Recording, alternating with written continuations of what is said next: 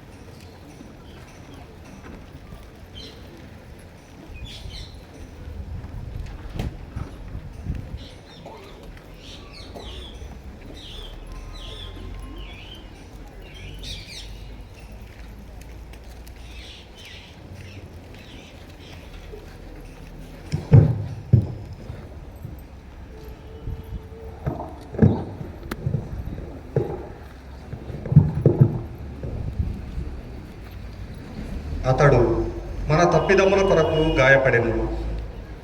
మొదటి పట్టణము. పవిత్ర శుక్రవారము. క్రీస్తు పాటల స్మరణ దినము. యెషయా గ్రంథము 52వ అధ్యాయము. పవిత్ర వచనములు 13వ వచనము నుండి 53వ అధ్యాయము 13వ వచనం వరకు. మొదటి పట్టణము. యెషయా గ్రంథము 52వ అధ్యాయము. పవిత్ర వచనములు 13వ వచనము నుండి 53వ అధ్యాయము 13వ వచనం వరకు. ప్రభువు ఇట్లు పలుకుచున్నాడు, ఇదిగో నా సేవకుడు విజయము పడయును, అతడు ఘనుడై ప్రశంసలు అందుకొనును.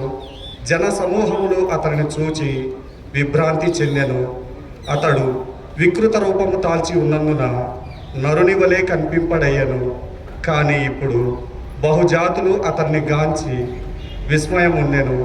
రాజులు అతనిని చూచి నిశ్చేష్టులగుదురు. వారు పూర్వము కని విని ఎరుగని సంగతులను తెలుసుకుందురు. ప్రభు ఇట్లు బదులు చెప్పుదురు, మేము ఇప్పుడు విన్నవించు సంగతులను ఎవరు నమ్మిరి? ఇది ప్రభు వలన జరిగినని ఎవరు గ్రహించరి? దైవ చిత్తము వలన అతడు ఎండిన నేలలో వేరు పాతుకొని లేత మొక్క వలె పెరిగెను. అతనికి సౌందర్యము గాని చక్కదనము గాని లేదయ్యను. మనలను ఆకర్షించు సొగసు ఏమీయు అతనిలో కనిపింపదయ్యను. ప్రజలు అతనిని చిన్నచూపు చూచి తృణీకరించిరి. అతడు విచారగ్రస్తుడు, బాధామయుడు అయినవాడు. నరులు అతని వైపు చూచుటకు ఇష్టపడలేదు. జనులు అతనిని తిరస్కరించుటచే మనము అతనిని లెక్క చేయలేదు. అయినను అతడు మన బాధలను భరించెను, మన దుఃఖములను వహించెను. ప్రభు అతనిని మోది శిక్షించి దుఃఖమెట్టినని మనము భావించితిమి. కానీ అతడు మన తప్పిదములను కొరకు గాయపడెను, మన పాపముల కొరకు నలిగిపోయెను. అతడు అనుభవించిన శిక్ష ద్వారా మనకు స్వస్థత కలిగెను. అతడు పొందిన దెబ్బల ద్వారా మనకు ఆరోగ్యము చేకూరెను. మనమందరము గొర్రెల వలె దారి తప్పితిమి, అందరము త్రోవన మనము వెళ్ళిపోతిమి. కానీ ప్రభు మన అందరి దోషమును అతని మీద మోపెను. దౌర్జన్యముకు గురైన అతడు వినయముతో సహించెను. పల్లెత్తు మాట అనడాయను. అతడు మధ్యస్థానమునకు కొనిపోబడు గొర్రె పిల్ల వలె, ఉన్ని కత్తిరింపబడు గొర్రె వలె మౌనముగా ఉండెనే కానీ నోరు తెరవలేదు. అతనిని దౌర్జన్యముగా అన్యాయముగా కొనిపోయిరి. అతడి సగగడిని పట్టించుకున్న వారే లేరు. అతనిని నరికి సజీవుల లోకము నుండి తొలగించిరి. మన ప్రజల పాపముల కొరకు అతనిని వధించిరి. ఏ తప్పు చేయకున్నను, ఎన్నడూ అబద్ధమాడకున్నను అతనిని దుష్టుల ప్రక్క పాతిపెట్టిరి, ధనవంతుని ప్రక్కన సమాధి చేసిరి. ప్రభువు ఇట్లు అనుచున్నాడు, అయినను అతనిని బాధాభరితుని చేయవలెనయనియే నా సంకల్పము. అతని మరణము పాప పరిహార బలి అయ్యను కనుక అతడు దీర్ఘాయువు బడసిన పుత్ర పౌత్రులను చూచును. అతని ద్వారా నా సంకల్పము నెరవేరును. బాధలు ముగియగా అతడు మరలా ఆనందము చెందును. నీతిమంతుడైన నా సేవకుడు పెక్కుమంది దోషులను భరించును. అతనిని చూచి నేను వారి తప్పిదములను మన్నింతును. అతడు తన ప్రాణములను అర్పించెను, దుష్టుడుగా ఎంచబడెను. పెక్కుమంది దోషములను భరించి వారి పాపముల పరిహారము కొరకు విజ్ఞాపన చేసెను. కనుక నేను అతనిని గొప్పవానిని చేయుదును. అతడు గనులలో ఒకడుగా గణింపబడును. ఇది ప్రభువు వాక్కు. సర్వేశ్వరునికి వందనము. నీ వాక్యమే నన్ను బ్రతికించెను, బాధలలో నెమ్మదినిచ్చెను. నీ వాక్యమే నన్ను బ్రతికించెను, బాధలలో నెమ్మదినిచ్చెను. కృపాశక్తి దయాశక్తి సంపూర్ణుడా, వాక్యమై ఉన్న యేసు వందనమయ్యా. కృపాశక్తి దయాశక్తి సంపూర్ణుడా, వాక్యమై ఉన్న యేసు వందనమయ్యా. నీ వాక్యమే నన్ను బ్రతికించెను, బాధలలో నెమ్మదినిచ్చెను. జిగటగల భూమి నుండి లేవనెత్తెను, సమతల మగు భూమిపై నన్ను నిలిపెను. జిగటగల భూమి నుండి లేవనెత్తెను, సమతల మగు భూమిపై నన్ను నిలిపెను. నా పాదములకు దీపమాయెను, నా పాదములకు దీపమాయెను. సత్యమైన మార్గములో నడుపుచుండును, సత్యమైన మార్గములో నడుపుచుండును. నీ వాక్యమే నన్ను బ్రతికించెను, బాధలలో నెమ్మదినిచ్చెను. నీ వాక్యమే నన్ను బ్రతికించెను, బాధలలో నెమ్మదినిచ్చెను.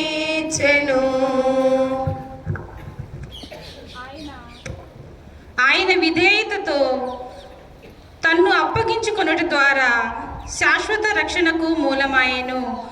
రెండవ పట్టణము హెబ్రీయులకు వ్రాయబడిన లేఖ 4వ అధ్యాయము 14వ వచనం నుంచి 16వ వచనం వరకు మరియు 5వ అధ్యాయము 7వ వచనం నుంచి 9వ వచనం వరకు.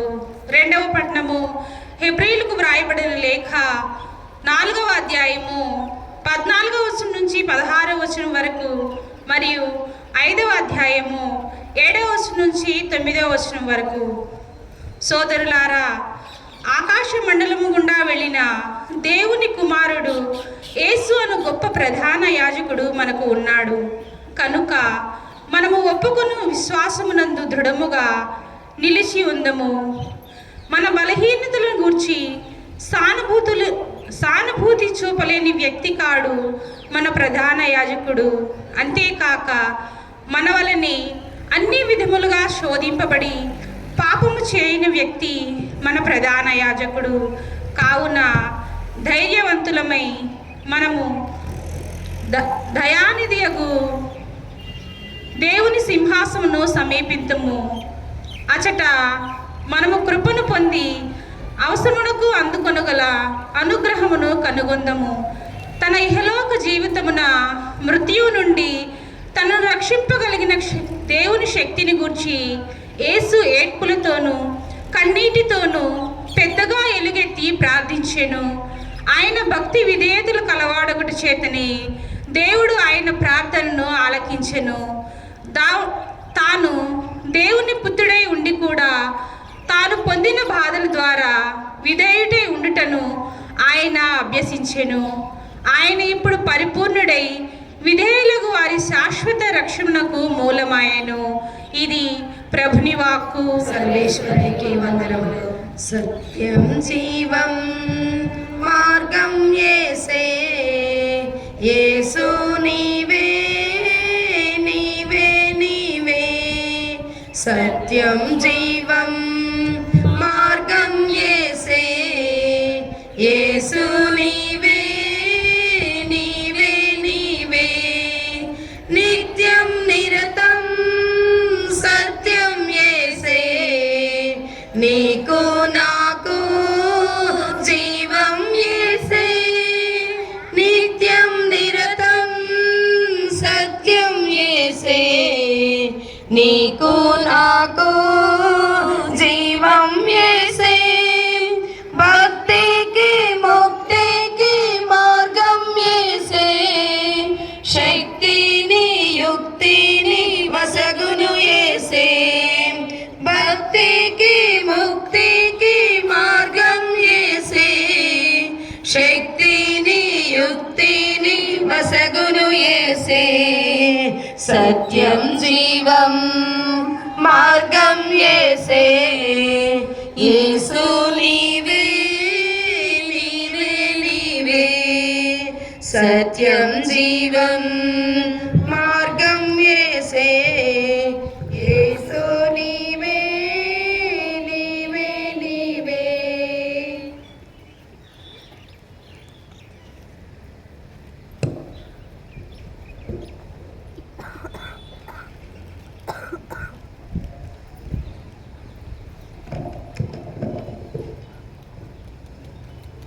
ప్రియ సహోదరి సహోదరులారా, మనమందరం కూడా క్రీస్తు పాటుల చరిత్రను పునీత యోహాను గారు రాసినటువంటి సువార్త నుండి ఆలకించబోతూ ఉన్నాం. యోహాను సువార్త 18వ అధ్యాయము 1వ వచనము నుండి 19వ అధ్యాయము 42వ వచనం వరకు ఈ పాటుల చరిత్రను మనందరం కూడా భక్తి విశ్వాసంతో ఆలకించుదాము. యేసు తన శిష్యులతో కేద్రోను వాగు దాటి వెళ్ళెను. అక్కడ ఒక తోపు ఉండెను. ఆయన తన శిష్యులతో కలిసి అందు ప్రవేశించెను. యేసు తరచుగా తన శిష్యులతో అతడికి వెళ్ళుచుండును. కనుక ఆయన అప్పగింపనున్న యోధాకు ఆ స్థలము తెలిసి ఉండెను. యోధా సైనికులను, ప్రధాన అర్చకులను, పరిసయ్యులను, బంట్రోతులను వెంటబెట్టుకొని ఆ తోపులోనికి వచ్చెను. వారు దివిటీలు, కాగడాలు, ఆయుధములు తీసుకుని వచ్చిరి. అప్పుడు యేసు తనకు సంభవింపనున్నది ఎరిగి ముందుకు వచ్చి, మీరు ఎవరిని వెదకచి ఉన్నారు? మీరు ఎవరిని వెతుకుచున్నారు అని అడిగెను. నజరేయుడు యేసును అని వారు సమాధానమిచ్చిరి. నేనే ఆయనను అని యేసు వారితో చెప్పెను. గొరిద్రోహకు యోధా వారితో నుండెను. యేసు నేనే ఆయనను అని చెప్పగానే వారు వెనుకకు తగ్గి నేల మీద పడిపోయిరి. ఆయన మరలా, మీరు ఎవరిని వెతుకుచున్నారు అని ప్రశ్నించెను. అందుకు వారు, నజరేయుడు యేసును అని పలికిరి. నేనే ఆయనను అని మీతో చెప్పితిని కనుక మీరు నన్ను వెతుకుచున్నచ్చు వీరిని పోనిండు అని యేసు తిరిగి చెప్పెను. నీవు నా కొసగిన వారిలో ఒకడినైనను నేను పోగొట్టుకొనలేదు అను వాక్యము నెరవేరుటకు ఇట్లు చెప్పెను. సీమోను పేతురు తన యొద్దనున్న కత్తితో ప్రధానార్చకుని సేవకుని కుడి చెవి తెగ నరికెను.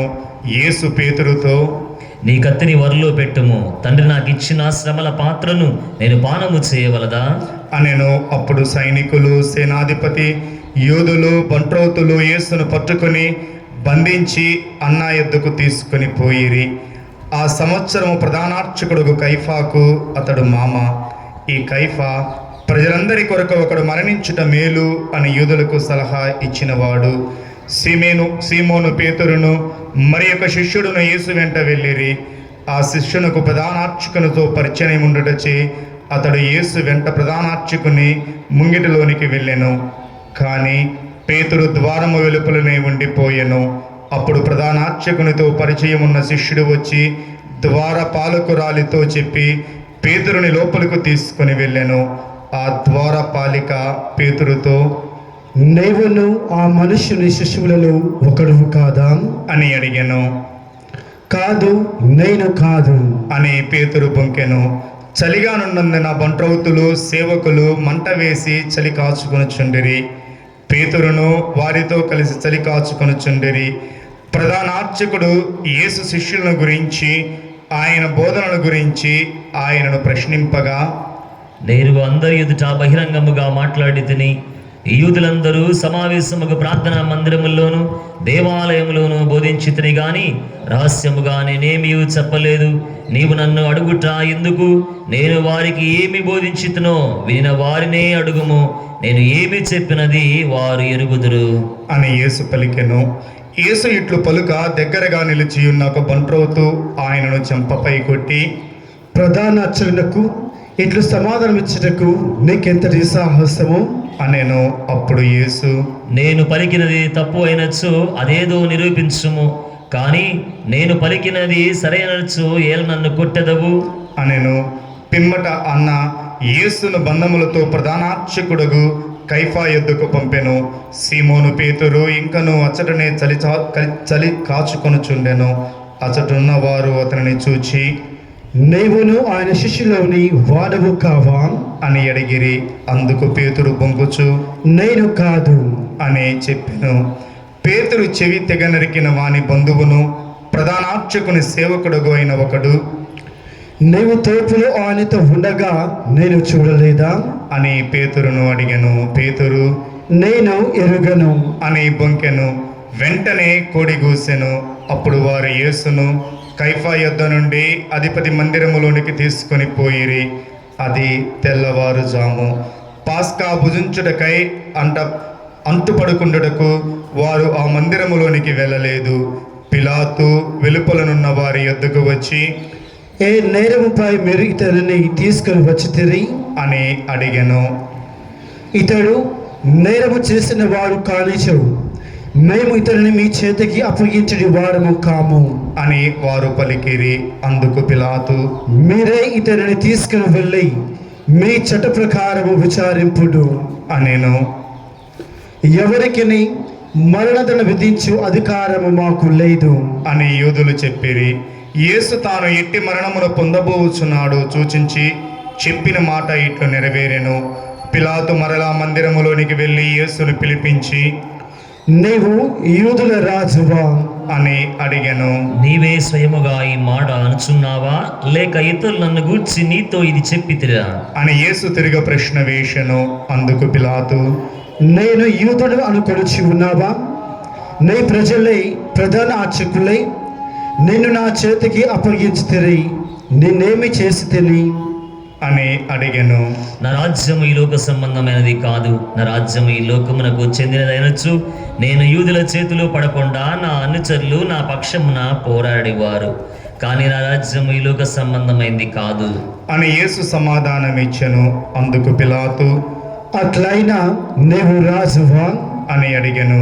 నేను రాజునని నీవే చెప్పుచున్నావు. నేను సత్యమునకు సాక్ష్యం ఇచ్చుటకు జన్మించుతని, ఇందుకొరకే ఈ లోకమునకు వచ్చితని. సత్య సంబంధులందరూ నా మాటను ఆలకింతురు అని ప్రత్యుత్తరం ఇచ్చెను. సత్యము అనగానేమి అని పిలాతు ఆయనను అడిగెను. పిలాతు ఇట్లు అడిగి మరలా యూదుల వద్దకు వెళ్ళి వారితో ఇట్లనెను, నాకు ఆయనలో ఏ దోషము కనిపించటలేదు. పాస్కా పండుగ సందర్భమున నేను ఒక బంధుని విడుదల చేయు ఆచారం ఉన్నది కదా. యూదుల రాజుని విడుదల చేయమందురా అనెను. వారు మరలా కేకలు వేయొచ్చు, ఇతరుని కాదు బరబ్బాను విడుదల చేయుడు అనిరి. ఈ బరబ్బా బందిపోటు దొంగ. అప్పుడు పిలాతు యేసును కొరడాలతో కొట్టించెను. సైనికులు ముళ్ళ కిరీటమును వల్లి దానిని ఆయన శిరస్సుపై పెట్టి ఆయనకు ఊదా వస్త్రములు తొడిగిరి. పిమ్మట వారు ఆయన వద్దకు వచ్చి, యూదుల రాజా నీకు శుభము అని నమస్కరించి ఆయన చెంపపై కొట్టిరి. పిలాతు మరలా బయటకు వెళ్ళి ప్రజలతో, ఇదిగో ఈయనలో నాకు ఏ దోషము కనిపించటలేదని మీరు తెలిసి కొనుటకు నేను మీ ఎదుట ఈయనను తీసుకుని వచ్చి ఉన్నాను అని చెప్పెను. అప్పుడు యేసు ముళ్ళ కిరీటము ఓదా వస్త్రము ధరించిన వాడై బయటకు వచ్చెను. ఇదిగో ఆయన చూడుడు అని పిలాతు అనెను. ప్రధాన అర్చకులను బంట్రౌతులను ఆయనను చూచినంతనే వాళ్ళని సిలువ వేయుడు అని కేకలు వేసిరి. ఈయన యందు నాకే దోషము కల్పించటలేదు, మీరే ఈయన తీసుకొని సిలువ వేయుడు అని పిలాతు చెప్పెను.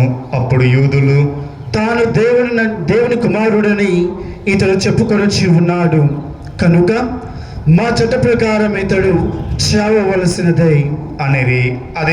అది విని పిలాతు ఇంకనూ ఎక్కువ భయపడి మరలా మందిరములోనికి వెళ్ళి యేసును, నీవు ఎక్కడి నుండి వచ్చితివి అని ప్రశ్నించెను. కానీ యేసు ఏమీ బదులు పలుకలేదు. కనుక పిలాతు, నీవు నాతో కూడా మాట్లాడవా? నిన్ను విడిచిపెట్టుటకు సిలువ వేయుటకు నాకు అధికారం కలదని నీవు ఎరుగుదువా అనెను. అందుకు యేసు, పైనుండి నీకు అధికారము ఇయ్యబడని ఎడల నీకు నాపై ఏమాత్రము అధికారము ఉండేది కాదు. అందుచే నన్ను నీ చేతికి అప్పగించిన వాడు ఎక్కువ పాపము కట్టుకొనుచున్నాడు అని పలికెను. అంతట పిలాతు ఆయనను విడిచిపెట్టుటకు మరి ఎక్కువగా ప్రయత్నింపసాగాను. కానీ యూదులు, ఇతరుని విడిచిపెట్టినచో నీవు చక్రవర్తికి మిత్రుడవు కావు, తన్ను తాను రాజునని చెప్పుకున్నవాడు చక్రవర్తికి విరోధి అని కేకలు వేసిరి. పిలాతు ఈ మాటలు విని యేసు వెలుపలికిని తీసుకుని వచ్చి రాళ్ళు పరిచిన స్థలమందును న్యాయపీఠముపై కూర్చుండెను. దానిని హీబ్రూ భాషలో గబ్బతా అందురు. అది పాస్కా పండుగకు సిద్ధపడు దినము. ఇంచుమించు మధ్యాహ్నము 12 గంటల సమయము. పిలాతు యూదులతో, ఇదిగో మీ రాజు అనెను. అందుకు వారు, ఇతరుని చంపవేయుడు, ఇతరుని సిలువ వేయుడు అని కేకులు పెట్టిరి. పిలాతు వారితో, నేను మీ రాజును సిలువ వేయుదునా అనెను. అందుకు ప్రధాన అర్చకులు, కైసారు తప్ప మాకు వేరొక రాజు లేడు అని పలికిరి. అప్పుడు పిలాతు యేసును సిలువ వేయుటకు వారి చేతికి అప్పగించెను. అంతటా వారు యేసును తీసుకుని వెళ్ళిరి. యేసు తన సిలువను మోసుకొని కపాలమను స్థలమునకు వెళ్ళెను. దానిని హీబ్రూ భాషలో గొల్గతా అందురు. అక్కడ వారు యేసును సిలువపై కొట్టిరి. ఆయనకు ఇరువైపులా మరి ఇద్దరిని అట్లే సిలువపై కొట్టిరి. నజరేయుడగు యేసు యూదుల రాజు అని వ్రాసి పిలాతు ఆయన సిలువపై పెట్టించెను. యేసును సిలువ వేసిన స్థలము నగరముకు దగ్గరగా ఉండుటచే యూదులు అనేకులు దానిని చదివిరి. అది హీబ్రూ, లతీను, గ్రీకు భాషలలో వ్రాయబడెను. అంతటా యూదులు ప్రధానార్చకులు పిలాతుతో, యూదుల రాజు అని వ్రాయుము, నేను యూదుల రాజునని అతడు చెప్పాను అని వ్రాయుము అనిరి. అందుకు పిలాతు, నేను వ్రాసినదేమో వ్రాసితిని అంతే అనెను. యేసును సిలువ వేసిన పిమ్మట సైనికులు ఆయన వస్త్రములను 4 భాగములు చేసి తలకొక భాగము తీసుకునిరి. వారు అంగీని సహితము అట్లే తీసుకునిరి. అది కుట్టు లేకుండా నేయబడి ఉన్నందున, దీనిని చింపవద్దు, ఇది ఎవరికి వచ్చినో అదృష్టపు చీట్లు వేసుకుందము అని ఒకరితో నొకరు చెప్పుకొనసాగిరి. వారు తమలో, నా వస్త్రములు పంచుకొనిరి, అంగీ కొరకు అదృష్టపు చీట్లు వేసుకొనిరి అను లేఖనము నెరవేరినట్లు ఇది జరిగెను. వారు అటలనే చేసిరి. యేసు సిలువ చెంత ఆయన తల్లియు ఆమె సోదరియు క్లోఫా భార్యగు మరియమ్మయు మగ్దలా మరియమ్మయు నిలవబడి ఉండిరి. తన తల్లియు తాను ప్రేమించిన శిష్యుడును దగ్గర నిలిచియుండుట చూచి యేసు తల్లితో, అమ్మా, ఇదిగో నీ కుమారుడు అనెను. ఆ తరువాత శిష్యునితో, ఇదిగో నీ తల్లి అనెను. శిష్యుడు ఆ గడియ నుండి ఆమెను స్వీకరించి తన ఇంటికి తీసుకుని పోయెను. పిదప యేసు అంతయు సమాప్తమైనదని గ్రహించి, నాకు దాహమగుచున్నది అనెను. లేఖనము ఇట్లు నెరవేరెను. అక్కడ పులిసిన ద్రాక్షారసముతో నిండిన పాత్ర ఉండెను. వారు నీటి పాచిని ఆ రసములో ముంచి దానిని హిస్సోపు కోలుకు తగిలించి ఆయనకు అందించిరి. యేసు ఆ రసమును అందుకుని, సమాప్తమైనది అని తల వంచి ప్రాణమిడిచెను. మోకరించగల వారందరూ కూడా ఒక్క క్షణం మోకరించవలసిన మనవి.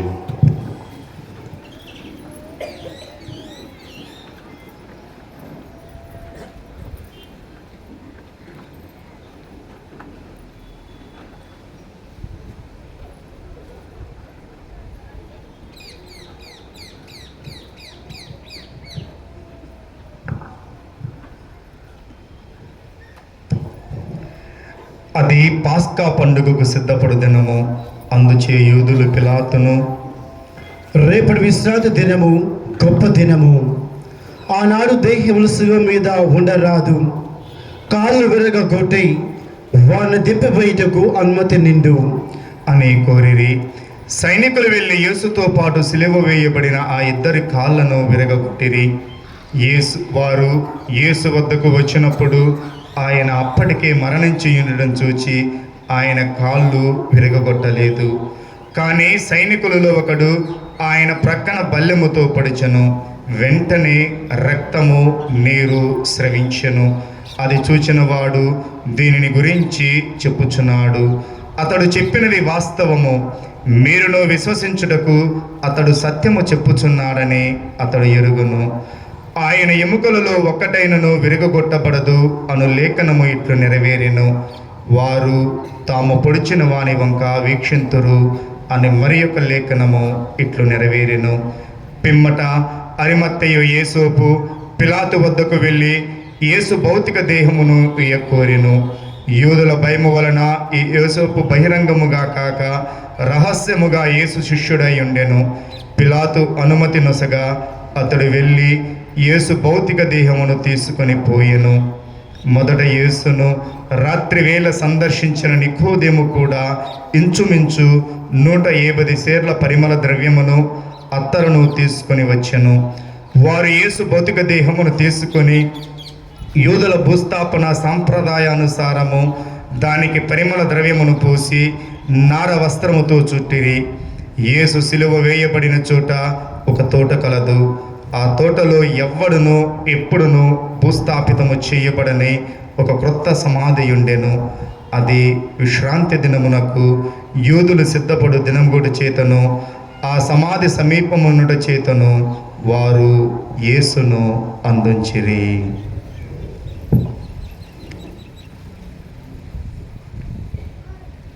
ఇది క్రీస్తు సుశేషము.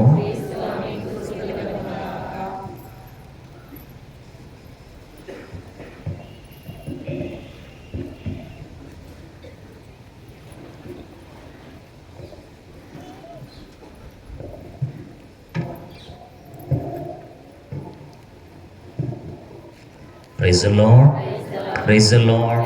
తండ్రి వందనం, యేసువా వందనం, ఆత్మదేవా వందనం. తండ్రి స్తోత్రం, యేసువా స్తోత్రం, ఆత్మదేవా స్తోత్రం. తండ్రి ఆరాధన, యేసువా ఆరాధన, ఆత్మదేవా ఆరాధన. Praise the lord, praise the lord, praise the lord. అందరు కళ్ళు మూసుకుందాం, చిన్న ప్రార్థన చేసుకుందాం. కళ్ళు మూసుకొని తలలు వంచి,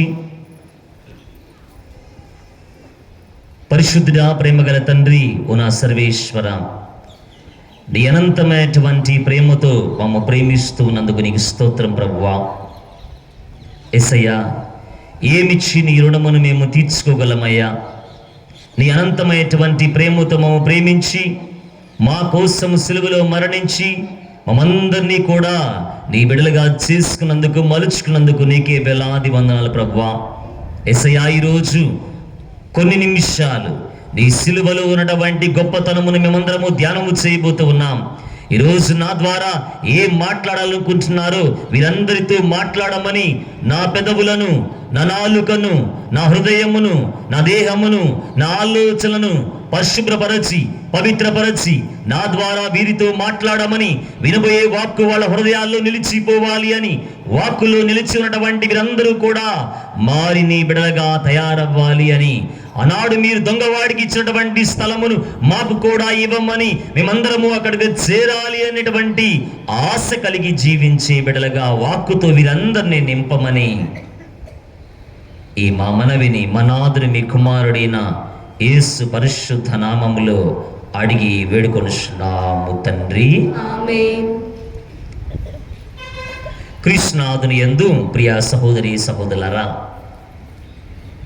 ఒకరోజు ఒక ఫాదర్ గారు విచారణలో పనిచేస్తూ ఉన్నారు. పనిచేస్తూ ఉంటే ఈ ఫాదర్కి ఒక కుటుంబం పరిచయం అయింది. ఈ కుటుంబము ఈ ఫాదర్ని ఎలా చూసుకున్నారంటే సొంత బిడ్డలా చూసుకున్నారు. ఫాదర్ గారికి ట్రాన్స్ఫర్ వచ్చింది. ఆ గ్రామం నుంచి వేరే గ్రామానికి వెళ్ళిపోయారు. అక్కడికి వెళ్ళినా కానీ ఆ కుటుంబం మాత్రం రోజు ఫాదర్తో ఫోన్ చేసి ఆధ్యాత్మికమైనటువంటి విషయాలు పంచుకుంటూ ఉండేవాళ్ళు. సరే, ఒకరోజు ఫాదర్ గారు పూజకి వెళ్ళారు వేరే గ్రామానికి పక్క విచారంలో. అప్పుడు ఆ కుటుంబ సభ్యులు ఆ ఫాదర్ గారికి ఫోన్ చేసి ఏం చెప్పారంటే, ఫాదర్ అంటే ఆ కుటుంబ పెద్ద ఫాదర్కి ఫోన్ చేసి ఏం చెప్తున్నారంటే, ఫాదర్ ఈరోజు అనుకోకుండా మా ఆవిడని మా భార్యని బాగలేదు అని చెప్తే హాస్పిటల్ తీసుకొని వెళ్ళాను. హాస్పిటల్ తీసుకొని వెళ్తే డాక్టర్స్ స్కాన్ తీసి కడుపులో క్యాన్సర్ ఉందని చెప్పారు ఫాదర్ అని భర్త ఆ ఫాదర్కి చెప్తూ ఉన్నారు. చాలా బాధపడ్డారు ఫాదర్ అయితే. ఎందుకంటే ఆ ఇంట్లో ఒక కొడుకు అలా చూసుకున్నారు వాళ్ళు. సరేనమ్మా, బాధపడగాకు, దేవుని చిత్తం ఎలా ఉందో నీకు నాకు తెలియదు, నేను వస్తున్నాను, ప్రార్థన చేస్తాలేమా అని చెప్పారు ఫాదర్ గారు. సరే, ఇంటికి వచ్చారు. ఇక వెంటనే ఫాదర్ గారు చెప్పినట్లుగా హాస్పిటల్ అడ్మిట్ చేద్దాం అమ్మని, మరి అక్కడ ట్రీట్మెంట్ బాగుంటుందని చెప్పి హాస్పిటల్ తీసుకుని వెళ్ళారు. ట్రీట్మెంట్ ఇచ్చారు 4 రోజులు. ఇక చివరికి డాక్టర్స్ అన్నారు, అమ్మా ట్రీట్మెంట్ పనిచేయదు, అంతా అయిపోయింది, ఇంటికి తీసుకుని వెళ్ళండి అన్నారు.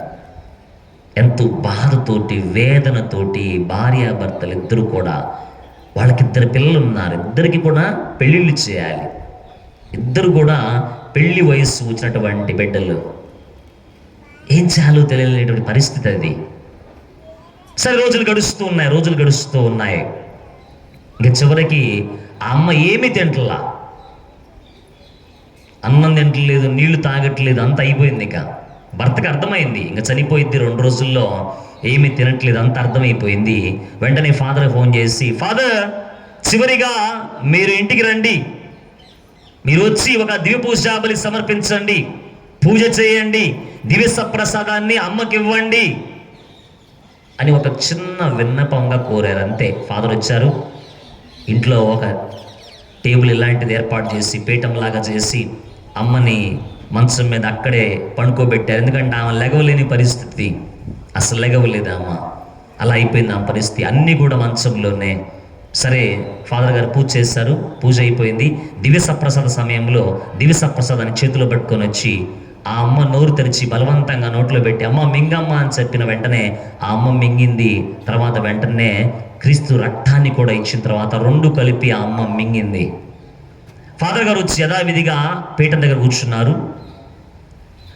మీరు నమ్మరు ప్రియ సహోదరి సహోదరులారా, ఆ అమ్మ ఎప్పుడైతే దివ్య సప్రసాదాన్ని స్వీకరించిందో అక్కడే మంచంలోనే అన్నీ కానిచ్చేసింది. కడగటానికి భర్త వచ్చాడు, ఆ అమ్మని లేపుకొని వెళ్ళి బాత్రూంలో, ఎదురుగా బాత్రూమ్ ఉంటే వాష్రూమ్ ఉంటే కడుగుతూ ఉన్నాడు. ఈలోపు భార్య లోనుంది, భర్త ఏమో టవల్ లేడానికి బయటికి వెళ్ళాడు. ఫాదర్ గమనిస్తూనే ఉన్నాడు ఏం జరుగుతుందా అని. వెంటనే భర్త ఎప్పుడైతే లోనికి వెళ్ళాడో అంతా చక్కగా చేసి ఎప్పుడైతే బయటకు తీసుకుని వస్తున్నాడో ఆ అమ్మ పెద్దగా కేక వేసి ఫాదర్ అని చెప్పి పరిగెత్తుకుంటూ ఫాదర్ దగ్గరికి వచ్చింది. వెంటనే ఫాదర్ ఆశ్చర్యపోయి, అమ్మా ఏమైందమ్మా, మాట్లాడలేక ఉన్నావు కదా, నువ్వు నడవలేక ఉన్నావు కదా, ఎలా పరిగెత్తుకుంటే ఇక్కడికి వచ్చావమ్మా, ఏంటమ్మా ఈ అద్భుతం అని చెప్పి ఫాదర్ గారు అడిగినప్పుడు ఆ అమ్మ చెప్తుంది, ఫాదర్ మీరు దివ్య సప్రసాదాన్ని ఇచ్చిన తర్వాత నాలో ఏదో ఒక శక్తి వచ్చింది. నేను ఎప్పుడైతే ఆ గదిలోకి వెళ్ళానో ఇదిగో యేసుక్రీస్తు ప్రభు యొక్క వెలుగు నన్ను తాకినట్లుగా అనిపించి, నాలో ఏదో ఒక కొత్త శక్తి వచ్చినట్లుగా అనిపించి నేను పరిగెత్తుకుంటూ మీ దగ్గరకు వచ్చా ఫాదర్ అని చెప్పిన వెంటనే మరుసటి రోజున అందరూ కలిసి హాస్పిటల్కి వెళ్ళి డాక్టర్ గారి దగ్గర పరీక్షలు చేయించుకొని 6 నెలలు నెలకొకసారి ఆ అమ్మ రక్తమును శరీరమును అన్ని పరిశీలించిన తర్వాత డాక్టర్స్ కూడా ఆశ్చర్యపోయి, అమ్మా పూర్తిగా నీ ఒంట్లో క్యాన్సర్ తగ్గిపోయిందమ్మా అని చెప్పారు. Praise the Lord. Hallelujah, hallelujah, hallelujah. జాగ్రత్తగా గమనించండి ప్రియ సహోదరి సహోదరులారా, ఎవరైతే దివ్య సప్రసాదానికి దూరముగా ఉంటారో వాళ్ళు శరీరానికి ఆత్మకి ఉన్నటువంటి బలాన్ని కోల్పోతున్నారు. మన బ్రతుకులు ఎలా ఉంటాయంటే, తెలుగులో సామెత ఉందండి, పెద్దలు చెప్తారు, పైన పటారం అంతే. దివ్య సప్రసాదాన్ని స్వీకరించకపోతే నీ బ్రతుకు నా బ్రతుకు అంతే. పైన పటారం లోన లొట్టారం అలా ఉంటాయి. అదే శరీరం అండి, జ్ఞాపకం చేసుకోండి, అదే శరీరము యేసు క్రీస్తు ప్రభు ఎక్కడ నలగ కొట్టబడ్డారండి? ఆయన శరీరము ఎక్కడ నలగ కొట్టబడింది? ఆయన శరీరం అనేది నుజ్జైపోయిందండి. ఆయన బట్టలు ఊడదీస్తూ ఉంటే ఆయనతో పాటు, ఆ యొక్క బట్టలతో పాటు ఆయన శరీరము కూడా ఊడొచ్చింది. ఎంతగా ఆయన శరీరము నలకొట్టబడిందండి. ఎక్కడ నలకొట్టబడింది? శిలువ మీద. ఆయన రక్తాన్ని ఎక్కడ కార్చారు? శిలువ మీద. ముళ్ళ కిరీటాన్ని ఎక్కడ భరించారు మన కోసం? శిలువ మీద. ప్రియ సహోదరి సహోదరుడా, అదే శిలువ మీద ఆయన 3 మేకులు కొట్టించుకున్నారండి. 1, ఓ మరణమా, నీవు నన్ను జయించలేవు మరణమా, నా బిడలకు కూడా మరణము లేదు మరణమా అని చెప్పి 1 మేకును ఆయన కొట్టించుకుని మరణము మీద అధికారము కలిగినటువంటి ఏకైక క్రీస్తుగా నిరూపించారండి. 2వ మేకును ఆయన కొట్టించుకొని, ఓ పాపమా, నీకు నా బిడల మీద ఆధిపత్యము లేదు, సావైన బట్టి పాపము వాళ్ళ జీవితంలో లేదు, ఇదిగో పాపమును నేను జయిస్తూ ఉన్నాను, ఇదిగో నీకు అధికారము లేదు నా బిడల మీద అని చెప్పి పాపమును కూడా జయించారు అండి. ఇక 3వ మేకు ఆయన కొట్టించుకొని, ఓ సాతానా, నీకు నా బిడల మీద శక్తి లేదు, ఓ సాతానా, నీకు నా బిడల మీద అధికారం లేదని చెప్పి ఆ సాతాన్ని కూడా సిలువలో ఆయన జయించారు. ప్రియ సహోదరి సహోదరుడా, నువ్వు అనుకోవచ్చు, ఈరోజు ఏముందిలే ఫాదర్, ఆ సిలువకి ఏముంది, ఆ సిలువలో మరణించిన క్రీస్తు దగ్గర ఏముంది అని అనుకోవచ్చు. ప్రియబిడ్డ, సిలువలో చాలా చాలా శక్తి ఉంది. సిలువలో చాలా చాలా మహిమలు జరిగాయి. సిలువతో ఎంతో మంది యుద్ధాలు గెలిచారు. సిలువతో ఎంతో మంది స్వస్థ పొందుకున్నారు. సిలువతో ఎంతో మంది ప్రియ దేవుని బిడ్డలారా ఆగిపోయిన పనులు కూడా విజయవంతముగా నెరవేర్చారు. ప్రియ దేవుని బిడ్డ, ఎక్కడైతే నీ జీవితంలో రోగం ఉంటుందో వేయి సిలువ గుర్తు, ఎక్కడైతే నీ జీవితంలో ఆగిపోయిన పనులు ఉంటాయో వేయి సిలువ గుర్తు, ఖచ్చితముగా దేవుని సాన్నిధ్యం మహాశక్తి అక్కడ ఉంటుందండి. ఎందుకంటే సిలువలో క్రీస్తు మరణించారండి. ఆ సిలువకు అంత విలువ తీసుకొచ్చారండి యేసుక్రీస్తు ప్రభు. అందుకే ప్రియ సహోదరి సహోదరులారా, ఒకరోజు పునీత బెనడిక్ట్ గారిని చంపాలని 2 గురువులు ప్రణాళిక వేశారండి, చంపాలని.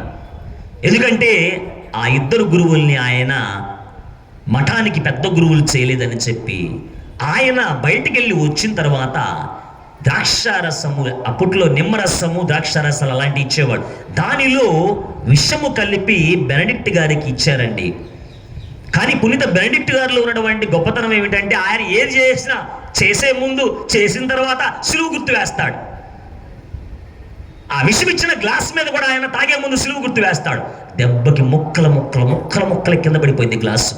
అప్పుడు వెంటనే 2 ఫాదర్లు ఏం చేస్తారు, ఆయన కాళ్ళ మీద పడి, అయ్యా గురువా, మన్నించయ్యా, క్షమించయ్యా, నేను తప్పు చేశాం, మేము నిన్ను చంపాలనుకున్నాం, మన్నించయ్యా అని వేడుకుంటారు. అంతే ప్రియ సహోదరి సహోదరుడా, పౌలు గారు అంటారు, కొరింథీయులకు రాసిన మొదటి లేఖ 1వ అధ్యాయం 18వ వచనము, అన్యులకు సిలువ శక్తి అనేది అర్థము కాదు, అన్యులకు అర్థము కాదండి. కానీ రక్షించబడుతున్న నీకు, క్రీస్తు నమ్ముకున్న నీకు సిలువ అనేది ఒక శక్తి, సిలువ అనేది ఒక రక్షణ, సిలువ అనేది ఒక త్యాగము, సిలువ అనేది ఒక ప్రేమకు గుర్తు. ఆ సిలువలోనే ప్రభు నీకు రక్షణ ఇచ్చారండి. ఆ సిలువలోనే ప్రభు నిన్ను తన బిడ్డగా మలుచుకున్నారండి. అది నీకు అర్థం అవ్వాలి. క్రైస్తవుడుగా దివ్య సప్రసాదం అంటే క్రైస్తవుడుగా కథోలిక నీకు అర్థం అవ్వాలి. నీకు అర్థం కాకుండా 10 మంది నువ్వు బయటకు తీసుకెళ్తున్నావంటే నువ్వు సాతానికి లొంగిపోతున్నావు అని జ్ఞాపం చేసుకో బిడ్డ. నువ్వు క్రీస్తు శరీరానికి దూరముగా ఉంటున్నావా, సిలువకు దూరముగా ఉంటున్నావా అంటే నువ్వు భయపడుతున్నావు, సిలువకు భయపడుతున్నావు, క్రీస్తు శరీరానికి భయపడుతున్నావు, క్రీస్తు రక్తానికి భయపడుతున్నావు. సాతాను నీలో దూరిపోయింది ఆల్రెడీ. ఎందుకంటే నీలో భయం ఏర్పడింది. ఎక్కడ క్రీస్తు శరీరాన్ని స్వీకరిస్తే నువ్వు దేవుని బిడ్డవవుతావో, ఎక్కడ సిలువ దగ్గరికి వస్తే నువ్వు దేవుని బిడ్డవవుతావో నీలో భయం ఏర్పడింది. ఎందుకని? సాతాను నీలో దూరిపోయాడు కాబట్టి. ప్రియ సహోదరి సహోదరుడా, ఈరోజు యేసుక్రీస్తు ప్రభువు సిలువలో కొన్ని మాటలు పలికారండి. ఎన్ని మాటలు?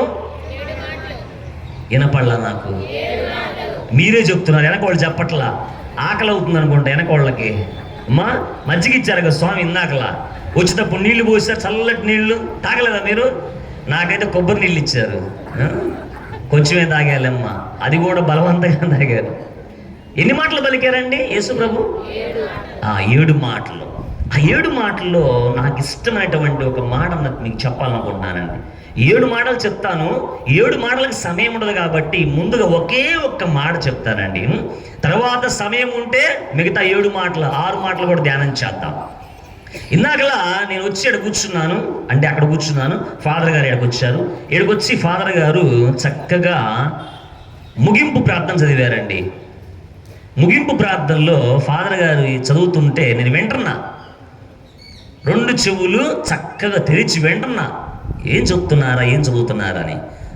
ఆ ముగింపు ప్రార్థనలో ఒక పదము, ప్రభువా దొంగవాడు తీసుకుపోయినటువంటి స్థలమునకు నన్నును, అదండి మన జీవిత లక్ష్యం. అది క్రైస్తవుడిగా అదండి మన జీవిత లక్ష్యం. గుర్తుపెట్టుకోండి ప్రియ సహోదరి సహోదరులారా, యేసుక్రీస్తు ప్రభువు సిలువలో ఆ దొంగవాడి వైపు చూసి ఏమన్నాడండి? ఓ దొంగ, నేడే నీవు నాతో పరలోకములో ఉంటావు. ఒక రోజంట ఒక టీచర్ గారు వద్దులే, ఒక అమ్మగారంట చిన్న పిల్లలకి జపాలు నేర్పిస్తూ ఓ ప్రశ్న అడిగారంట. ఓ పిల్లలారా, యేసు ప్రభు మరణించిన తర్వాత ఎవరు మొట్టమొదటిగా పరలోక రాజ్యంలో ప్రవేశించింది అంటే ఒక అమ్మాయి పైకి లేచి టక్కున, సిస్టర్ గారండి పేతురు అండి, పేతురు. ఎందుకు పేతురు అంటే పేతురు దగ్గర పరలోక రాజ్యపు తాళాలు ఉన్నాయి, ఆయనే తెరుచుకొని ఆయనే మొదటగా లోనికి పోయాడు.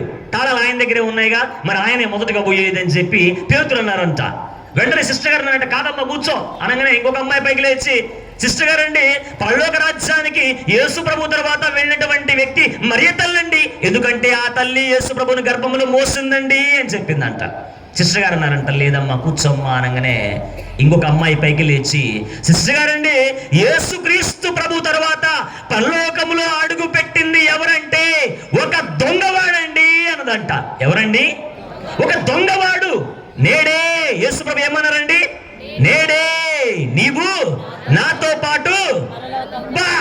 ఏం కొట్టేశాడండి దొంగవాడు? లాటరీ టికెట్ కొట్టేశాడండి వాడు. వాడికి జాక్పాట్ తగిలిందండి, జాక్పాట్ వాడికి తగిలింది. దొంగవాడు ఎక్కడున్నాడు? సిలువ మీద. ఏం తప్పులు చేశాడు? దొంగతనాలు. ఎన్ని తప్పులు చేశాడండి వాడు? వాడికి పరలోక రాజ్యాన్ని ఇచ్చాడండి యేసుక్రీస్తు ప్రభు. చూద్దాం, కొంచెం లోతుగా ధ్యానం చేద్దాం ఒక 10 నిమిషాలు ప్రియ సహోదరి సహోదరులారా.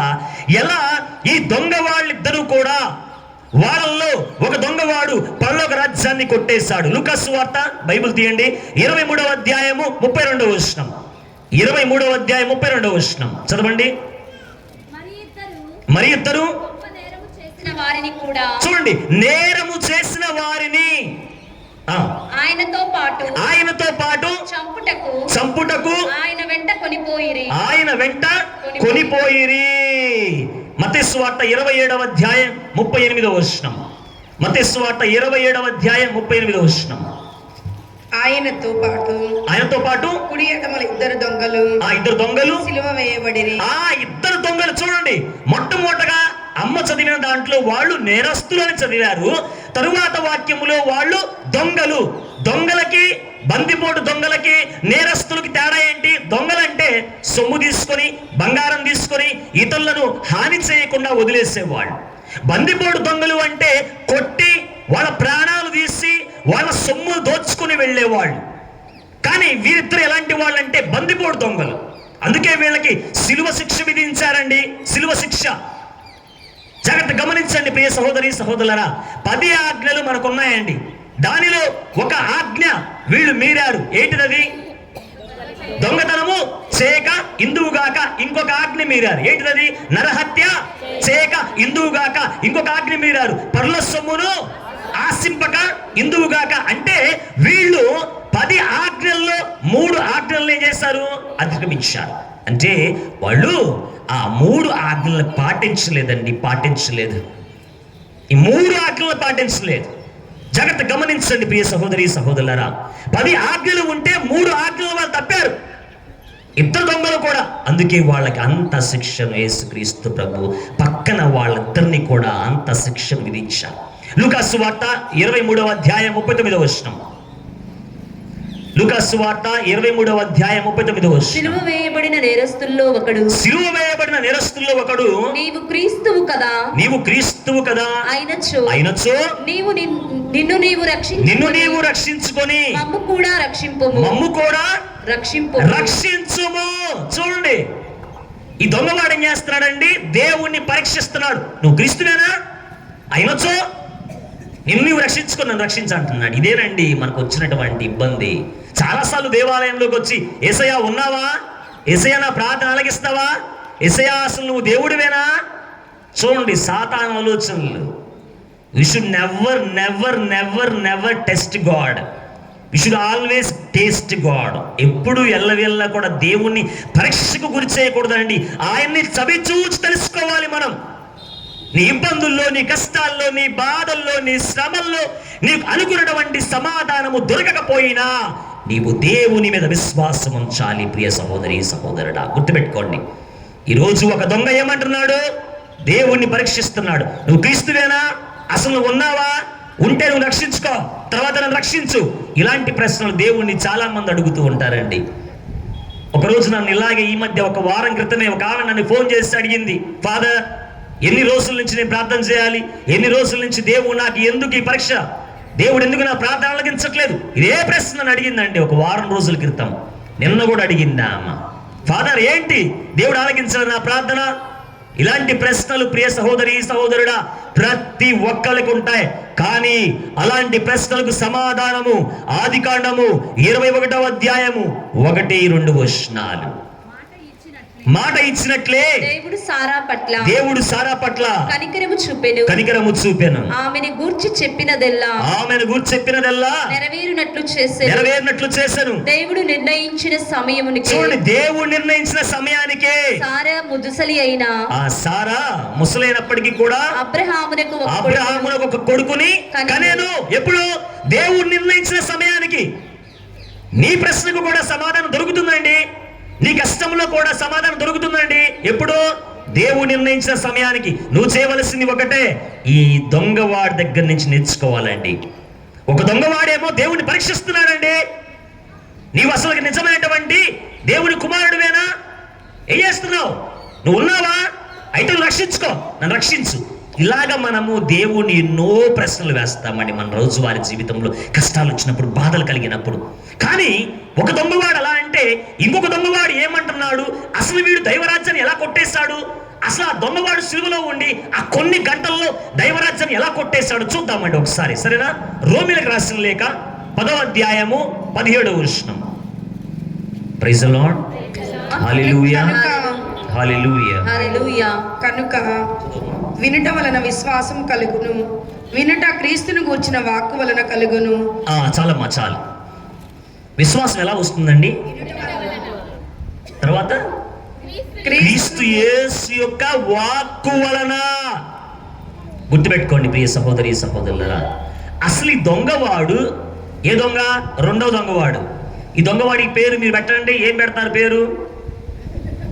ఇదే అడిగితే చాలా మందిని ఏమన్నారంటే వాడు మంచి దొంగ అండి అన్నాడు రెండో వాడు. మరి మొదటి దొంగ సంగతి ఏంటంటే వాడు చెడ్డ దొంగ అండి అన్నారు చాలా మంది. రెండో వాడు మంచి దొంగ అండి. వాడు ఏం చేస్తాడు? ఏమని వాక్యం? వినుట వలన. అసలు ఈ దొంగవాడు ఏమన్నాడో చూద్దాం ఒకసారి, సరేనా? లూకాసు సువార్త 23వ అధ్యాయము 35వ వచనం. వీడు ఎలా దేవుని రాజ్యాన్ని కొట్టేశాడు నేర్చుకోవాలండి. దొంగ నుంచి ఈ రోజు మనం 4 విషయాలు నేర్చుకుందాం. ఈ 4 విషయాలు నేర్చుకొని మనందరము కూడా సిలువ ముద్దులోకి వెళ్దాం. ప్రజలు అచట నిలుచుండి ఇది అంతా చూచుచుండిరి. ఇతడు ఇతరులను రక్షించెను. ప్రజలు ఏమన్నారు చూడండి, ఇతడు ఇతరులను రక్షించును. కానీ ఇతడు దేవుని వలన ఎన్నుకున్న క్రీస్తు అయినచో తనను తాను రక్షించుకొననిమ్ము. చూడండి, ప్రజలు కూడా ఎక్కిరిస్తున్నారు. అంటే ఈయన ఇతరులు రక్షిస్తాడా? వింటున్నాడు, అన్ని వింటున్నాడు. జాగ్రత్త గమనించండి, దొంగవాడు వింటున్నాడు. అక్కడే 37వ వచనం. యూదుల రాజు అయినచో నిన్ను నీవు రక్షించుకో అని పరిహసించి. చూడు, అంటే ఈయన రాజా, ఈయనకి ఒక రాజ్యం ఉన్నదా? ఈ నిజముగా దేవుని కుమారుడేనా? ఈయన యూదుల రాజా. వాక్యాలన్నీ కూడా ఇలా నెరవేర్చబడ్డాయి. వింటున్నాడు, అన్ని వింటున్నాడండి. అక్కడే 38వ వచనం, ఇతడు యూదుల రాజు ఆ అని ఫలకమును వ్రాసి సిలువ పైభాగమున ఉంచిరి. సిలువ వేయబడిన నేరస్తుల్లో ఒకడు, నీవు క్రీస్తువు కదా, అయినచో నిన్ను నీవు రక్షించుకొని మమ్ము కూడా రక్షింపుము అని ఆయనను నిందింపసాగాను. చూడండి, ప్రజలు నిందిస్తున్నారు, అక్కడ ఉన్నటువంటి ప్రధాన అర్చకులు పెద్దలు నిందిస్తున్నారు, అక్కడ కొంతమంది ఏమో యూదురాజు అని చెప్పి పలకవ రాశారు. ఇవన్నీ కూడా మాటలు వింటున్నాడండి వాడు. ఈ దొంగవాడు వింటున్నాడు అన్నీ కూడా చక్కగా సిలువలో. మన జీవితంలో కూడా అంతే ప్రియ సహోదరి సహోదరులారా. మన రోజువారీ జీవితంలో మనము కూడా కొంతసేపు దేవుని వాక్యాన్ని వినాలి. ఇందాక ఏమైంది అక్కడ వాక్యం వినుట వలన విశ్వాసం కలుగును. ఎలా విశ్వాసం కలుగుతుంది? ఎలా వస్తుంది? ఎవరి మాట వినటం వల్ల విశ్వాసం వస్తుంది అంటే ఎవరి మాట? యేసుక్రీస్తు ప్రభు యొక్క వాక్కు వలన. వాక్కు వలన గుర్తుపెట్టుకోండి ప్రియ సహోదరి సహోదరులారా. ఈ దొంగవాడు వింటున్నాడు, అన్నీ వింటున్నాడు. యేసు ప్రభు గురించి చెప్పే ప్రతి మాట. అక్కడ ప్రజలు, ప్రధానార్చకులు అందరూ చెప్తుంది యేసు గురించే. గుర్తుపెట్టుకోండి, అందరూ మాట్లాడుతుంది యేసు గురించే. నీ జీవితంలో కూడా యేసు ప్రభు వాక్యము చెప్తా ఉంటే వినండి. వాక్కు ద్వారా మీరు వినండి, విశ్వాసం పెంచుకోండి. రెండవది, వాక్కు చదవటము ద్వారా, యేసుక్రీస్తు ప్రభు యొక్క వాక్కు చదవటము ద్వారా విశ్వాసాన్ని పెంచుకోండి. ఎందుకంటే ప్రియ దేవుని బిడ్డ, ప్రార్థన చేస్తే నువ్వే జాగ్రత్త గమనించండి. ప్రార్థన చేస్తే నీవు దేవునితో మాట్లాడతావు. ఏసయ్యా ఏసయ్యా నాకు అది ఇవ్వయా ఇది ఇవ్వయా అంటావు. కానీ బైబిల్ చదివితే యేసు ప్రభువే నీతో మాట్లాడతారు. బైబిల్ చదివితే యేసు ప్రభువే నీతో మాట్లాడతారు. గుర్తుపెట్టుకో ప్రియ దేవుని బిడ్డ. అందుకే నీ రోజువారీ జీవితంలో విశ్వాసం పెంపొందించుకోవాలి అంటే, విశ్వాసం అనేది నీలో అతి ఉన్నతముగా ఇదిగో ప్రతిరోజు కూడా పెంచుకోవాలి అంటే నువ్వు వాక్యాన్ని వినాలి, లేకపోతే చదవాలి. గుర్తుపెట్టుకోండి ప్రియ సహోదరి సహోదరులారా. ఎంతమంది మనలో, ఇప్పుడు నేను ప్రశ్న అడిగితే దయచేసి చేతులు ఎత్తగాకండి. మన పరువు మనమే తీసుకుంటాం. చేతులు ఎత్తద్దు ఎవరు కూడా. ఎన్నిసార్లు మీలో చాలా మంది బైబిల్ పూర్తిగా చదివారు అంటే వేల మీద లెక్క పెట్టచ్చు. ఇప్పుడు నేను చేతులు పైకి ఎత్తమంటే ఎన్నిసార్లు మీరు ఆదికాండం నుంచి దర్శనం దాకా బైబిల్ చదివారా పూర్తిగా పరిపూర్తిగా అంటే నాకు తెలిసి 10 మంది ఉంటారేమో అంతే. నాకు తెలిసి ఒక్కరు కూడా చూడండి అంటే వేళ్ల మీద లెక్కేసుకోవచ్చు. మనము క్రైస్తవులం అండి, మనం క్రైస్తవులం, దేవుని బిడ్డలం, కానీ బైబిల్ చదవము. ఎన్నిసార్లు చదివామండి? విశ్వాసం ఎలా వస్తుందండి? 1 దేవుని వాక్కు వినటం వల్ల, 2 చదవటం వలన. దొంగవాడి నుంచి దగ్గర నుంచి మనం నేర్చుకోవాలండి. దొంగవాడు పరలోక రాజ్యాన్ని కొట్టేశాడు, విశ్వాసం పెంచుకుని కొట్టేశాడు. విశ్వాసంలో ఆయన ఉండి దొంగవాడు దేవుని రాజ్యాన్ని కొట్టేశాడండి. అందుకే ప్రియ సహోదరి సహోదరులారా, ఏ ఇంట్లో అయితే, ఏ ఒంట్లో అయితే, ఏ బిడ్డ జీవితంలో అయితే వాక్యం ఉంటుందో, నీ ఇంట్లో ఉన్నప్పుడు వాక్యం, నీ ఒంట్లో ఉన్నప్పుడు వాక్యం, నీ ఇంట్లో నుంచి నీ ఒంట్లో నుంచి సాతానుడు పారిపోతాడండి. ఎందుకంటే వాక్కు ఎవరండి? ఆదికాండం 1వ అధ్యాయం 1వ వచనం, ఆదిలో వాక్కు ఉండను, వాక్కు దేవుని వద్ద ఉండను, వాక్కు దేవుడై ఉండను. అంటే వాక్కు దేవుడై ఉన్నాడు కాబట్టి ఆ వాక్కు నీలో ఉన్నప్పుడు, నీ నోట్లో ఉన్నప్పుడు సాతాను నీ నోట్లో నుంచి, నీ ఒంట్లో నుంచి, నీ ఇంట్లో నుంచి పారిపోతాడండి. జాగ్రత్త గమనించండి ప్రియ సహోదరి సహోదరులారా. చాలా మందికి మీలో దోశలు అంటే చాలా ఇష్టం. తింటారు రోజు? ఎన్ని తింటారు? పాల తాలికలు అంటే చాలా ఇష్టం. నిన్న పాల తాలికలు చేశారా? ఫాదర్కి ఇచ్చారా? ఒక్కరు కూడా లేదా? ఇచ్చారుగా, మంచి పని చేశారమ్మా. మాకెవరు పెట్టలేదు, మేమే కొనుక్కొచ్చుకున్నాం బయట గోరంట్లు. నేను Megha father, Kishore father, Thambi father, నలుగురు కూర్చొని తిన్నాం పాల తాలికలు. అంటే దోశ మీ దగ్గరకు రావాలంటే, నీ ప్లేట్లోకి రావాలంటే పెన మీద బియ్యం వేసి ఇంకేం వేస్తాను, ఆ మినపప్పు వేసి రామ్మ అంటే వచ్చిద్దా? ఏం చేయాలి మీరు చెప్పండి. ఆడవాళ్ళు మగవాళ్ళకి వద్దులే, మీరు ఎప్పుడు దోశలు చేసి ఉండరు. చేశారు ఎవరన్నా? వద్దులేండి, ఆడవాళ్ళని అడుగుదాం, మళ్ళీ మీరు నన్ను కొడతారు. అమ్మా ఎలా వస్తుంది దోశ? నానాలి. ఎన్ని గంటలమ్మా? 8 గంటలు నానాల్సిందే. నాంతేనే మంచిగా దోశ వచ్చింది. అదే విధముగా నీ యొక్క నోట్లో కూడా దేవుని వాక్కు నానాలండి. ఎందుకంటే యోహాను సువార్త 1వ అధ్యాయం 14వ వచనం, వాక్కు మన మధ్య మానవుడై నివసించెను. అంటే వాక్కు మన నోట్లో ఉంటే దేవుడు ఉన్నట్లే. వాక్కు ఎప్పుడు కూడా మన నోట్లో నాంతా ఉండాలి. మన యొక్క దేహంలో వాక్కు వాక్కు వాక్కు దేవుని వాక్కున్నప్పుడు సాతాను శక్తులు అనేవి తగ్గిపోతాయండి. సాతాను ప్రభావం అనేది తగ్గిపోతుందండి. అందుకే ప్రియ సహోదరి సహోదరుడా, బైబిల్ చదవడానికి నువ్వు మాత్రము వెనుకంచవేగాకు. A chapter of the day can change chapter of your life. రోజు ఒక అధ్యాయం అనేది నీ జీవితమైనటువంటి అధ్యాయాన్ని మార్చివేస్తుంది. కనుక రోజు కూడా బైబిల్ చదవడానికి ప్రయత్నం చేయండి. వినండి దేవుని వాక్యాన్ని. పని చేసుకుంటా సెల్ ఫోన్ పెట్టుకోండి, వాక్యం వినండి. వాక్యముతోనే వినటం వలనే, యేసు ప్రభు యొక్క వాక్కు వలనే మనకి విశ్వాసం కలుగుతుంది. వాళ్ళు అక్కడ ప్రజలు, ప్రధానార్చకులు అందరూ కూడా యేసు ప్రభు గురించి మాట్లాడుతున్నారండి. యేసు ప్రభు గురించి మాట్లాడారు కాబట్టి ఈ దొంగలో ఏమొచ్చింది? విశ్వాసం వచ్చిందండి. విశ్వాసం, ఇది మొదటిది. రెండవది లూకాసు సువార్త. అమ్మా సమయం అయిందా? అయిపోయింది, ఇంకా 5 నిమిషాలు అయిపోయింది, ముగిచ్చేస్తాను. లూకాసు సువార్త 23వ అధ్యాయము 40-41 చదవండి. రెండవ వాడు ఏమన్నాడు? వానిని గద్దించుచు, నీవు దేవునికి భయపడవా? నీవు కూడా అదే శిక్షను పొందుచున్నావు కదా. మనకు విధించిన శిక్ష న్యాయసమ్మతమైనది. మనము మన పనులకు తగు ఫలము అనుభవించుచున్నాము. కానీ ఈయన ఏ తప్పిదము చేసి ఎరుగడు అని యేసు వంకకు తిరిగి, యేసు చాలమ్మా చాలు ఏమన్నాడండి? ఒక దొంగవాడు ఆ మాట అన్న తర్వాత రెండవ దొంగవాడు, అంటే వీడి మంచి దొంగవాడు, ఈ మంచి దొంగవాడు ఏమన్నాడు? అరే, అసలు నీకు దేవుడు అంటే భయం లేదా? ఎందుకు అలా మాట్లాడతా? మనం అంటే దొంగతనాలు చేసాం, మనం అంటే నరహత్య చేసాం, మనకి శిక్ష పడాల్సిందే. ఆయన ఏం చేశాడురా? అసలు నీకు దేవుడు అంటే భయం లేదురా? చూడండి ఏమంటున్నాడు, నీకు దేవుడంటే భయము లేదా? చూడండి, ఈ రెండో దొంగవాడి జీవితంలో నేర్చుకోవాల్సింది దేవుని ఎడల భయభక్తులు కలిగి ఉండటం అండి. ఎంత భయభక్తి చూపిస్తున్నాడండి దొంగవాడు, రెండో దొంగవాడు, మంచి దొంగవాడు.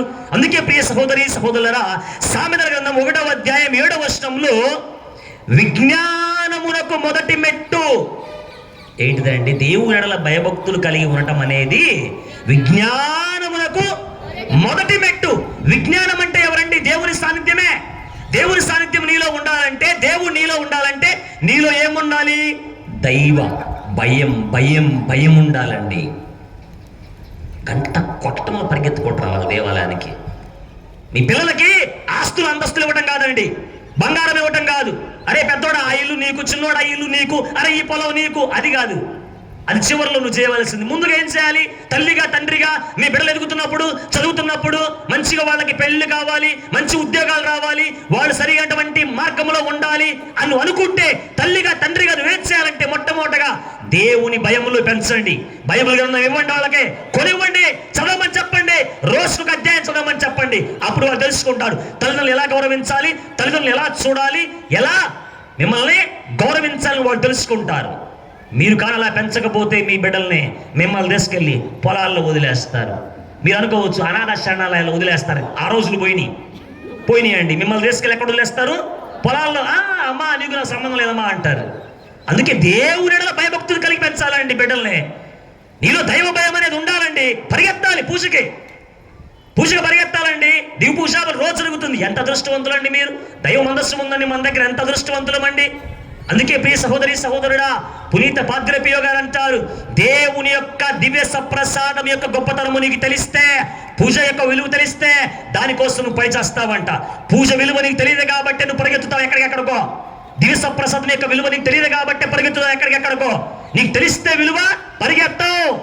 జాగ్రత్తగా గమనించు ప్రియ సహోదరి సహోదరుడా, దివ్య సప్రసాదం యొక్క విలువ నీకు తెలిస్తే దానిని నువ్వు వదులుకో. అమ్మ బంగారం విలువ నీకు తెలుసా? ఇక్కడ వాళ్ళకి అది కింద పడితే నువ్వు అమ్మ కింద పడింది నాకు వద్దులే అంటావా? ఏమంటావు? ఎవరికి తెలియకుండా పోయి తీసుకుంటావు, ఒక్కదాన్ని తీసుకుంటావు. అది డస్ట్బిన్లో ఉన్న కుప్పలో ఉన్న, చెత్త కుప్పలో ఉన్న దాని విలువ తగ్గిద్దా? మళ్ళా దాన్ని తీసుకొని చక్కగా అమ్ముకుంటావు. అదే విలువ. అంటే బంగారం విలువ నీకు తెలుసుగా? బంగారం విలువ తెలుసు నీకు. దివ్య సప్రసాదం యొక్క విలువ తెలియదా? చిన్నప్పటి నుంచి మనందరము కూడా ట్రెడిషనల్ మ్యారేజ్ అంటారు. ఏమంటారండి? మరి ఆది సంఘం అంటారు. ఏం ఆది సంఘం? ఆది సంఘం అంటే ఎలా ఉండాలి? పునాదుల మీద ఉండాలండి, గట్టిగా క్రీస్తు మీద కట్టబడాలండి మన జీవితాలు. దైవభక్తిలో ఉండాలండి. దొంగలాగా రే దేవుడు ఉన్నాడు రా, భయపడాలి, మనం భయపడాలి దేవుని ఎడల. భయం అంటే ఒనిగిపోవటం కాదండి, దేవుణ్ణి ప్రేమించటం. దేవుని ఎడల భయభక్తులు కలిగి ఉండటం అంటే ఆయన్ని గౌరవించటము, పూజకు రావటము, ఆరాధించటము, టెంట్ కట్టాలంటే వేయటము, ఇది కుర్చీ వేయాలంటే ఏంటి, పట్ల వేయాలంటే ఏంటి, సౌండ్ సిస్టమ్ పెట్టాలంటే పెట్టండి. దేవుని పనిది. దేవుని పనిలో ముందున్న వాడికి నీ కుటుంబము, మీ పిల్లలు అందరూ దీవించబడతారు నీ ద్వారా. ఆ మనకెందుకులే, స్వామి చేసుకుంటారు, ఆ ఉపదేశకాలు చేసుకుంటారు, కుర్చీలు ఏమంటే వాళ్ళే వేస్తారు, ఒక కుర్చీ వేయలేదు, ఎందుకేలేదు కుర్చీ.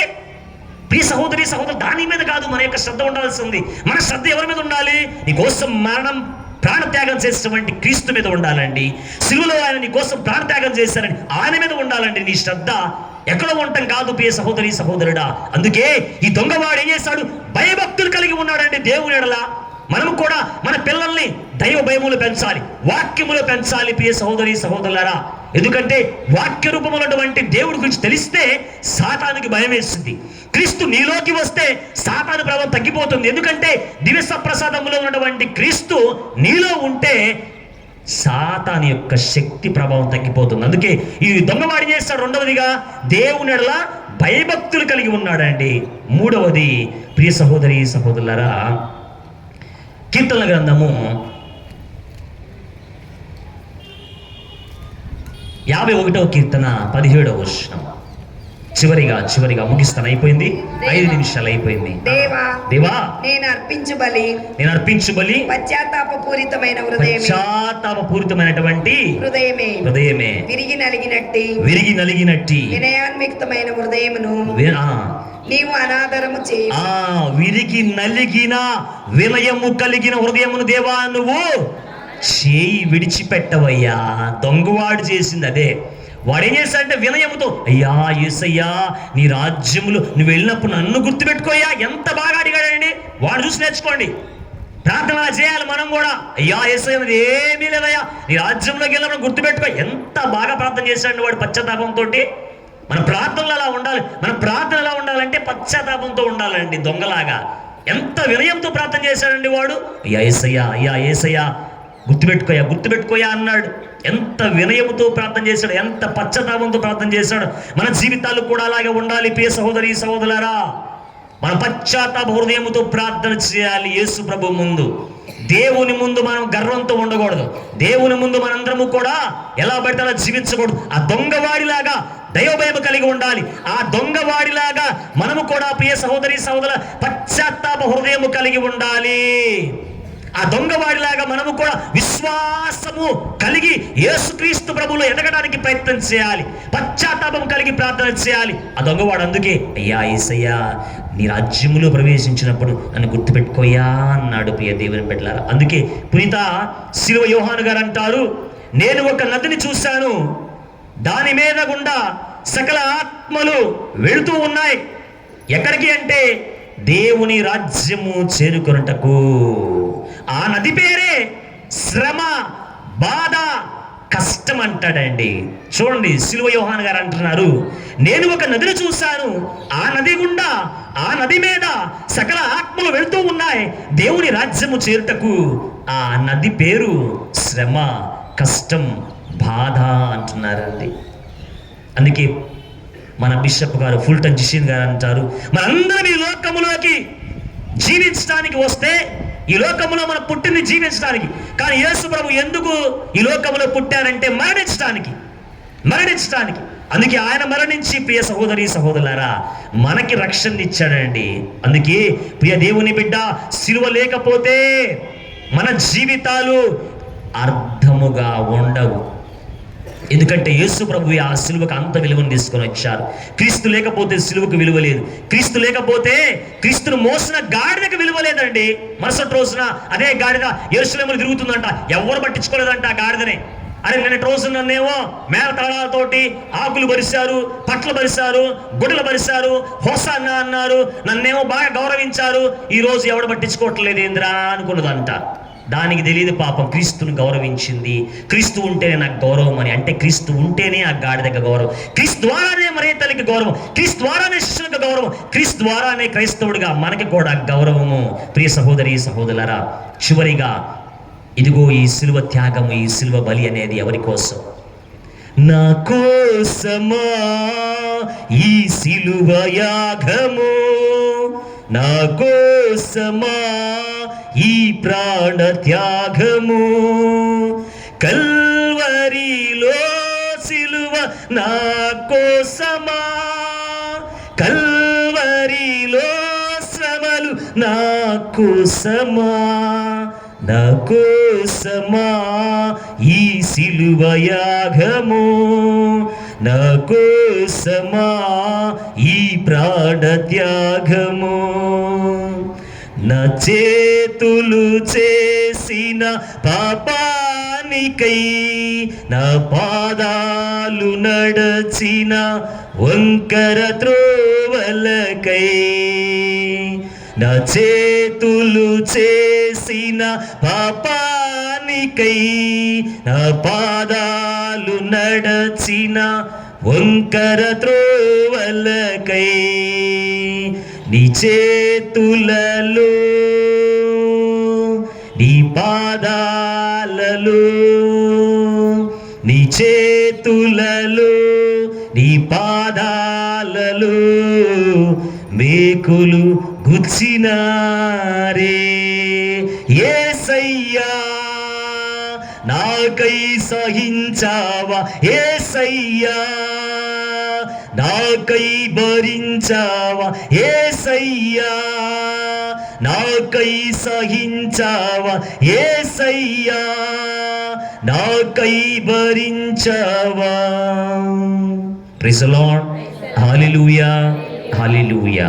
కనుక ప్రియ సహోదరి సహోదరులారా, నేడే నీవు నాతో పరలోకములో ఉంటావని చెప్పి ఆ యేసు ప్రభువు పలికినటువంటి మాట ఈరోజు మనందరిని చూసి పలకాలండి. అది నా కోరిక. మీరందరూ నేడు నాతో పాటు పరలోకంలో ఉండాలి అని చెప్పి ప్రభు ఆ మాట మనకి కూడా ఇవ్వాలి. అందరూ గమ్యస్థానం అదేనండి, పరలోకమే. కనుక దొంగవాడు మొట్టమొదటిగా విశ్వాసాన్ని పెంపొందించుకోడు. విన్నాడు, బాగా విన్నాడు, విని విని విని విని విని విని విశ్వాసంలో ఎదిగాడు. 3 గంటల్లో పరలోక రాజ్యాన్ని కొట్టేశాడు. రెండవది, దేవుని ఎడల భయభక్తులు కలిగి ఉన్నాడు. భయభక్తులు కలిగి ఉన్నాడు దేవుని ఎడల, ఆ యేసు ప్రభు ఎడల.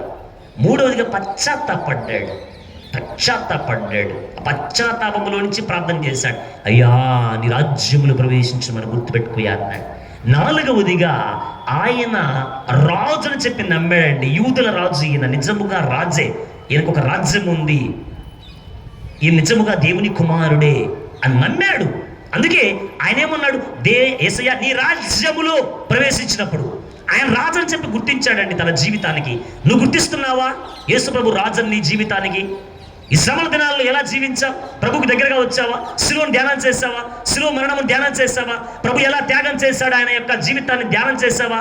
ఎలా జీవిస్తున్నాం ప్రియ సహోదరి సహోదరులారా? ఈరోజు ఏ రోజు అండి? పవిత్ర శుక్రవారం, good Friday. Is it really a good Friday for us? ఇది నిజముగా పవిత్రమైనటువంటి శుక్రవారమేనా మనకి? ఆత్మపరిశీలన చేసుకున్నాం. ఇంకా ఎక్కడ వేసిన జీవితం అక్కడే ఉందా? ఇంకా పాత రోధ జీవితాలు జీవిస్తున్నామా? ఆత్మపరిశీలన చేసుకుందాం ప్రియ సహోదరి సహోదరులారా. ఆ ఒక్క వాక్యంని మీ మనసులో పెట్టుకొని, నేడే నీవు నాతో పరలోకములో ఉంటావు అనేటువంటి వాక్యాన్ని జ్ఞాపకం చేసుకొని ఆత్మపరిశీలన చేసుకుంటూ మనందరము కూడా పశ్చాత్తాప హృదయంతో పాస్కా వెలుగును పొందుకోవడానికి ప్రయత్నం చేద్దాం. పితా పుత్ర పవిత్ర ఆత్మ నామమున ఆమేన్. కళ్ళు మూసుకుని చిన్న ప్రార్థన చేసుకుందాం. పరిశుద్ధుడా, ప్రేమగల తండ్రి, ఓ నా సర్వేశ్వర, మీరు శిలువ మీద పలికిన అతి